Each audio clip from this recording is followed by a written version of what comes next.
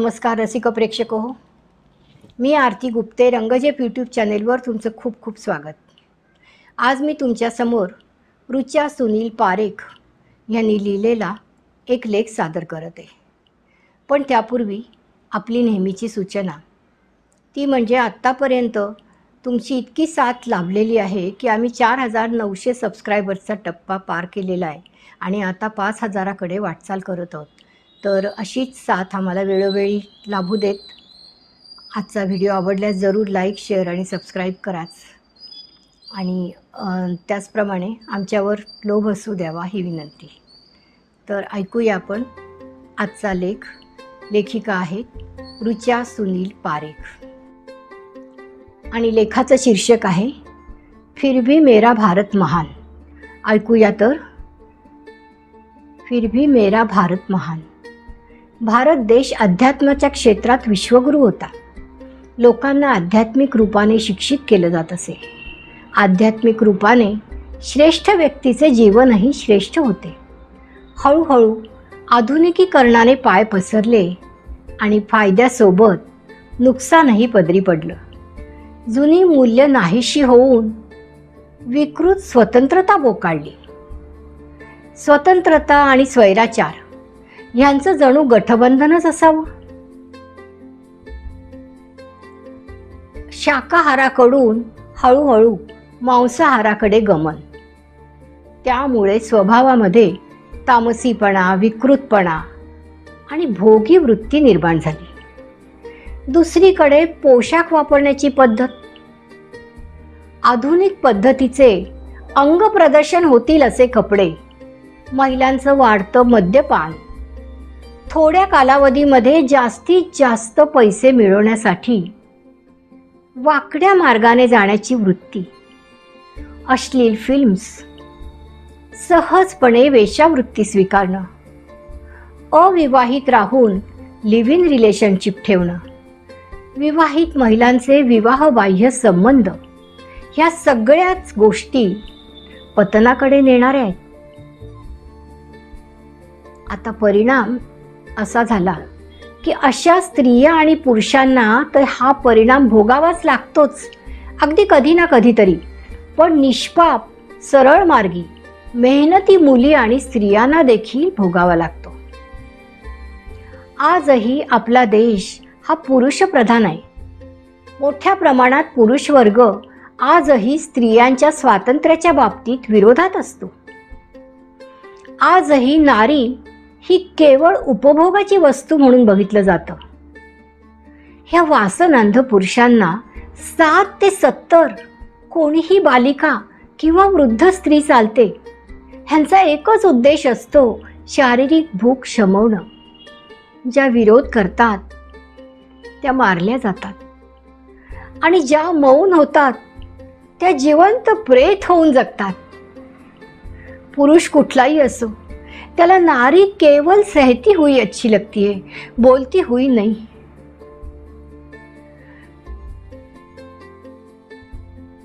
100 में से 80 बेईमान, फिर भी मेरा भारत देश महान। ही अतिशयोक्ती नाही की आपल्या देशाचा अपमान देखील नाही, पण दुर्दैवानी हे नग्न सत्य आहे। हा असा महान देश आहे ज्या देशाचे तथाकथित भ प म्हणजे आपण त्यांना म्हणूयात हळूच भलतीकडे पाहणारे असे हे आध्यात्मिक गुरु आणि धर्मगुरु स्त्री शोषणाच्या गुन्ह्याखाली कारागृहात चढत येतात। फिर भी मेरा भारत महान। ह्या देशात आचार्य देवो भव असं आदराने म्हटलं जातं। तिथे त्या ज्ञान मंदिरात विद्यार्थिनींवर अत्याचार होतो। ज्ञान देणारा गुरु भान विसरून शोषण करतो। मार्क्स वाढवून देण्याच्या नावाखाली तर कधी नापास करण्याच्या धमकीने अन्याय केला जातो। फिर भी मेरा भारत महान। ह्या देशात मातृपितृ देवो भव असं म्हटलं जातं। तिथे लेक बापाच्या भोगाला बळी पडते। जन्म देणारी आई आपल्याच पोटच्या गोळ्याला बाजारात विकत ठेवते। फिर भी मेरा भारत महान। ह्या देशात डॉक्टरांना परमेश्वराचा दर्जा दिला जातो. तिथे एका दिवस रात्र रुग्णांच्या सेवेत तत्पर महिला डॉक्टरला अत्यंत हिडीस पद्धतीने बलात्कार करून मारलं जातं. फिर भी मेरा भारत महान. वासनेचा बळी पाडलं जातं एका लहानशा चिमुकलीला. फिर भी मेरा भारत महान. हा असा देश आहे जिथे सच्चे पत्रकार अन्यायाविरुद्ध जेव्हा लढतात तेव्हा त्यांना मारहाण केली जाते. फिर भी मेरा देश महान. ह्या देशात एका रात्रीत नोटबंदी होते, एका रात्रीत 370 धारा लागू होते, एका रात्रीत राम लल्लाची मूर्ती मंदिरात जाऊ शकते, एका रात्रीत क्राईम प्लेसवरून पुरावे नष्ट होऊ शकतात. फक्त एका रात्रीत नराधमांना फाशी होऊ शकत नाही. फिर भी मेरा भारत महान. आणि ह्या निव्वळ बातम्या नाहीत, हे घृणास्पद सत्य आहे. कीड लागलेलं. सगळीकडे नारी शोषण होत असतं, पण आपल्या रक्तात भिनलंय मौनम सर्वार्थ साधनम. मौन तोडायला हवं त्या लोकांचं ज्यांना रेवडीसारखं चघळलं जाते. राजनीतीमध्ये रंगलेल्या सांप्रदायिकतेचा लाठीने नको ती कृत्य करायला भाग पाडलं जाते. त्यांच्या मस्तिष्कात वासनेचे आणि नशेचे रोप लावले जाते. राजनीती आणि मानवतेच्या संघर्षात चाललेले हे आदमखोर शोषण थांबायलाच हवं आणि थांबवायला हवं. निर्लज्ज न्यायव्यवस्था जी मोठ्या धेंड्यांच्या दबावाखाली आपलं अक्षर साम्राज्य पसरून बसलीये, कोळ्याच्या जाळ्याप्रमाणे पसरणारं हे साम्राज्य सगळ्या संवेदनांना स्वतःच्या चक्रव्यूहात अडकवत जाते. आणि आपण सगळं हे जाणूनही मौन आहोत. त्या निर्माण शहराला काहीही फरक पडत नाही. कोण उदासीच्या छायेत जळतोय, कोणाचे अश्रू रक्तीम झालेत. भविष्याचं सोनेरी स्वप्न बघणाऱ्या त्या तरुणाच्या चिंधड्यात वर्तमान अगणित जखमांनी कसा बरबटून निघालाय. त्या शहराला काहीही फरक पडत नाही, कारण तिथले रक्षकच भक्षक झालेत. नीती नसलेलं राज जिथे चालतं ती राजनीती अशी व्याख्या होऊन बसलीये.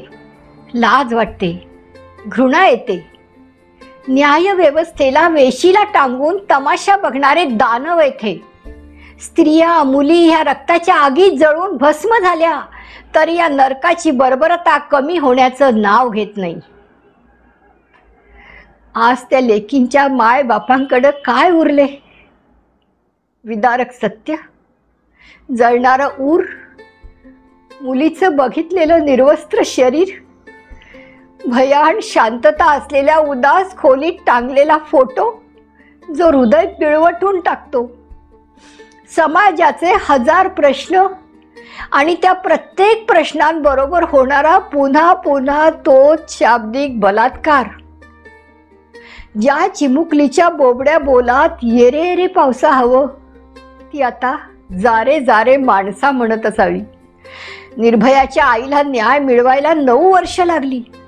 होता तिचा प्रियकर सोबत. सुशांत गेला, होती त्याची मैत्रीण सोबत. डॉक्टर मौमिताने कितीतरी रुग्णांना जीवदान दिलं असावं.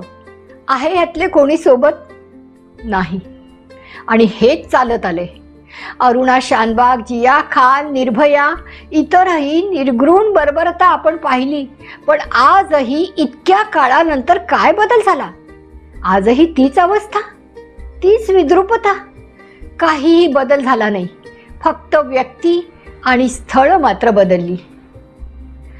आपण सगळे घटनेचा विरोध करतोय, पण घटनेमागची घटना, त्याचं मूळ, त्याची उत्पत्ती, त्या मागचा उद्देश ह्याकडे मात्र दुर्लक्ष होते. आपल्याला मनाची विक्षिप्तता किंवा विकृतीची चर्चा करायची नाही. कुठलीही बंधनं घालायची नाहीत. कुठलेही कडक कायदे करायचे नाहीत. फक्त या विद्रूपतेचा नागडा चेहरा दिसला की तोंडातली वाफ काढून चर्चा करायच्या आहेत. मग आंदोलनं, मोर्चे, कॅन्डल मार्च, काळे डीपी, आक्रोश, घृणा दाखवून प्रदर्शन इतकंच उरतं हातात.